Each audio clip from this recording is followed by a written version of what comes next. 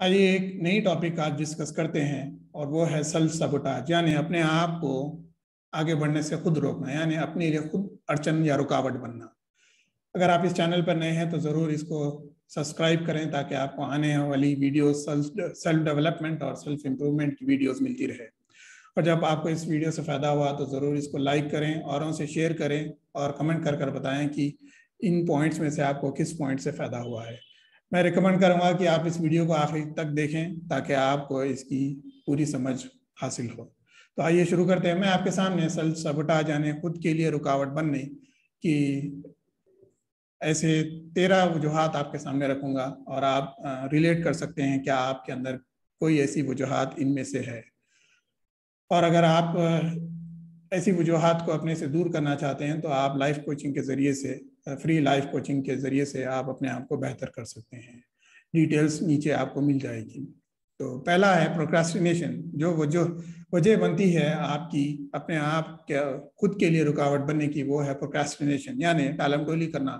वो वसाइल, वो वक्त, वो सलाहियतें जो आपके पास ऑलरेडी है, लेकिन आप और कई वजूहत हैं जिसकी बना पर आप खुद अपने लिए रुकावट बनते हैं। तो ये हो सकता है कि आप टालम टोली करें और गैर ज़रूरी उसको डिले या ताख़िर करें। जब ताख़िर करेंगे तो आपके लिए नतायज भी आपको हासिल नहीं होंगे। दूसरा होता है इम्पल्सिव एक्शन, यानी गैर सोचे समझे कोई काम को कर देना। यानी एक बस जहन में कोई चीज़ आई या फिर जो है कोई ऐसा मौका आया जहाँ पे आपको कोई और एक सोच जो पास्ट की है वो याद आई और आपने बस उसको लिया और बस अमल करने लग गए, कोई प्लानिंग या कोई किसी किस्म की पहले से कोई प्लानिंग ना हो। तो ये भी एक आपके लिए नुकसान का सबब हो सकती है, क्योंकि आपकी प्लानिंग सोच नहीं है, बस आप एक स्पर ऑफ द मोमेंट यानी बस अचानक आपके जहन में और आप कर डालें, तो आपके लिए इसमें नुकसान भी हो सकता है। तीसरा है बहस करना, यानी लोगों के साथ आपका मामला अच्छा चल रहा है लेकिन आप गैर ज़रूरी अपने फ्रस्ट्रेशन को दूसरों पर नाफिज करने के लिए उनसे बहस कर डालें। इसकी वजह से आपके ताल्लुकात में खलल आएगा और फिर आपके लिए फिर उसको भरपाई करने में आप खुद अपने लिए रुकावट बन सकते हैं। चौथा है अवॉइडिंग कॉन्फ्लिक्ट, यानी तनाज़ा, यानी ऐसा मामला जहां आप समझते हैं कि अगर आपकी कोई बात या फिर जो लोगों से ताल्लुक़ रखती है वो आप लोगों के सामने जब रखेंगे तो कोई ना कोई तनाज़ा या कॉन्फ्लिक्ट पैदा होगा। तो आप ये देखते हैं कि मैं इसको कैसा ओवरकम करूं, कैसा इससे बचूं और कैसा इससे जो है फरार पाऊं। तो आप इस वजह से उस मामले को लोगों के सामने लाना ही नहीं चाहते। फिर उसकी बिगड़ी हुई मिसाल आपको जो है देखनी पड़ती है, क्योंकि आप खुद अपनी तरफ से उसकी पहल नहीं किए तो फिर आपको उसकी वजह से जो भी नुकसान होगा आपको उसको झेलना पड़ेगा।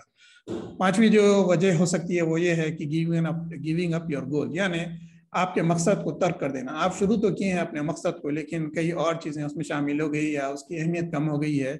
इसकी भी कई वजूहत हो सकती है, इसकी भी एक नई वीडियो बन सकती है। तो आप अपने मकसद को तर्क कर देना, तो ये खुद भी आप अपने मकसद को पाने के लिए शुरू तो किए हैं, आपका वाई यानी क्यों, ये भी आपके लिए क्लियर है, लेकिन आप कई और वजह की बिना पर आपने जो है उसको, उस गोल को, उस मकसद को तर्क कर दिया।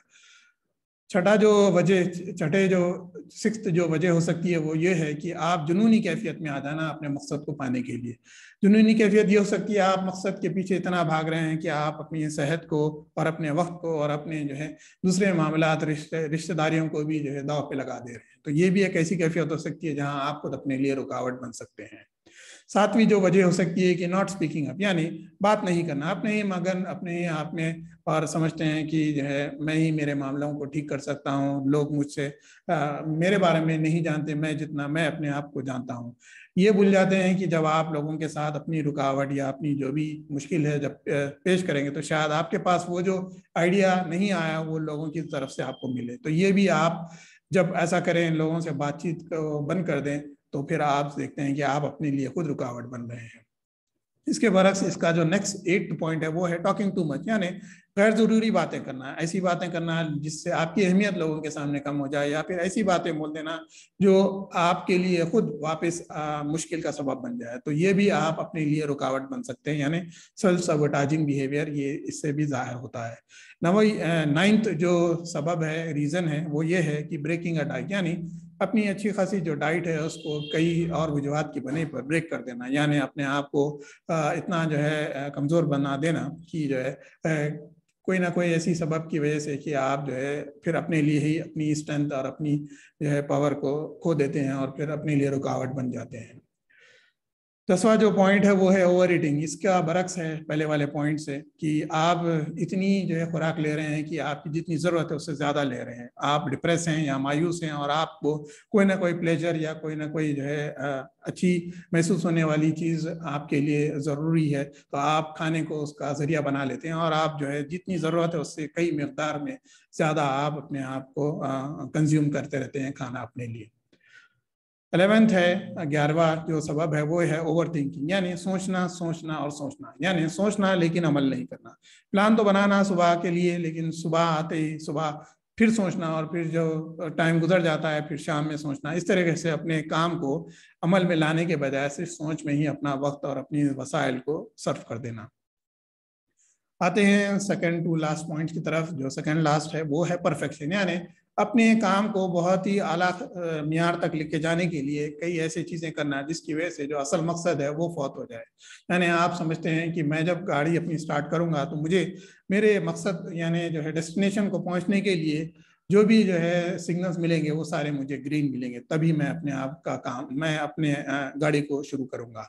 तो ऐसा तो हो ही ना सकता जब आप अपने आप को कंप्लीट समझें। जब आप कंप्लीट समझेंगे तो फिर आपको कोई नुक्स फिर मिलेगा। तो जब आप इस तरीके की सोच से काम करेंगे तो फिर आपका काम धरा का धरा ही रह जाएगा।